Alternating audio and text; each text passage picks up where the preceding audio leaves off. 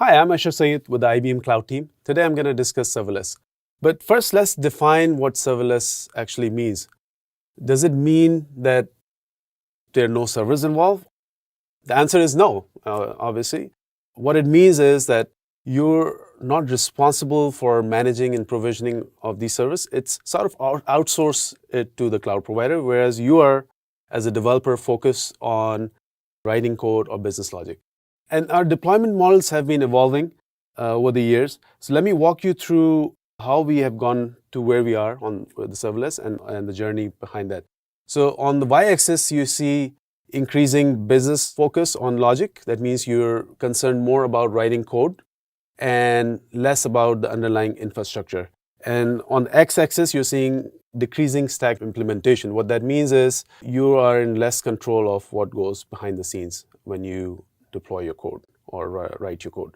So first, we started off with bare metal.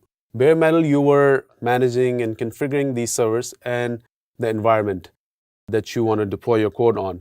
That means you're responsible for installing OS, all the patching and everything. So quite time consuming to figure out that environment. Next, we move to virtual machines, resource optimized from the bare metal, where you were handling idle times much better. But at the same time, you are still responsible for setting up your environment, again, installing OS and patching and everything. Down the road, we move to containers. Actually, Docker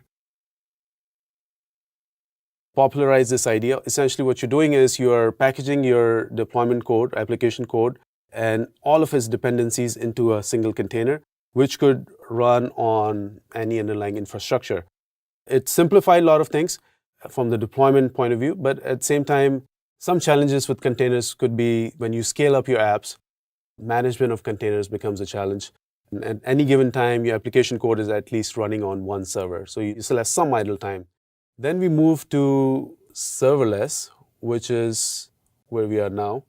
And in this, like I said earlier, in this model, where you are sort of abstracting from all of the underlying infrastructure, and you're focused mainly on writing business logic. Let's look at how this serverless actually works. All of the major cloud providers have this functions as a service.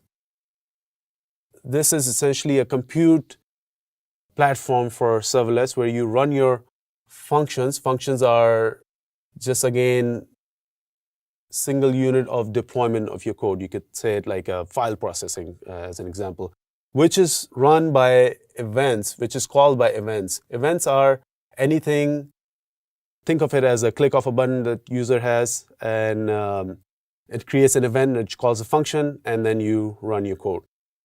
And in this serverless function as a service environment, you have event-driven architecture, which is, again, an ecosystem provided by cloud provider, which has different services running like database, IoT, depending on how you want to build your app. So those, all of them are emitting those events, and you build your app, you look for those events and program that into your code. And again, like any other platform, some of the drawbacks of serverless would be timeouts. These are stateless containers. They are spun up for a little bit of time and are deleted afterwards.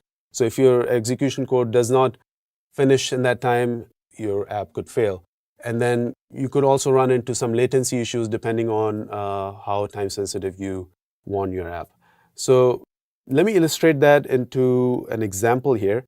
So for example, a user comes here on a client side and uploads an image and press a button to submit. It creates an event. So event calls a function or invokes a function which does the resizing of that image, and it stores into storage. So this is just a very oversimplified example that how function as a service work and how you build your apps in that environment, serverless environment. So let's look at some of the benefits. You pay for execution only. What that means is there's no idle time.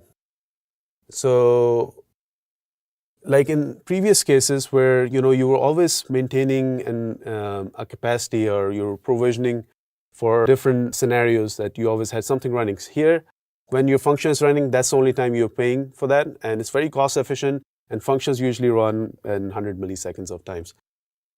So auto-scalables, that's a responsibility taken by a cloud provider again. When you architect your apps, you're not provisioning for any of that. You're less concerned with the resources. Faster time to market. Again, since you're not responsible for any of the management and deployment of any of the underlying infrastructure, you can build your apps faster, solve customer problems, and bring them to market. Polyglot environment. So like others, function as a service allows you can write any language and frameworks that you're comfortable with. A lot of cloud providers have multiple languages that they support. So it could be very helpful in cases where you're comfortable with one language, you want to write in that. So that's totally okay in the serverless environment. Last but not the least is all of the serverless apps are highly available. What that means is that the cloud provider takes care of all the fault tolerance and the MZRs, multi-zone regions that they build to make sure your app is always up and running. And all the services that you're using in event-driven architecture are also fault tolerant. So your app overall is always highly available. Thank you for watching the video. If you have any questions, please drop us a line below. If you want to see more videos like this in the future, please like and subscribe. And don't forget, you can always get started on the cloud at no cost by signing up for a free IBM Cloud account.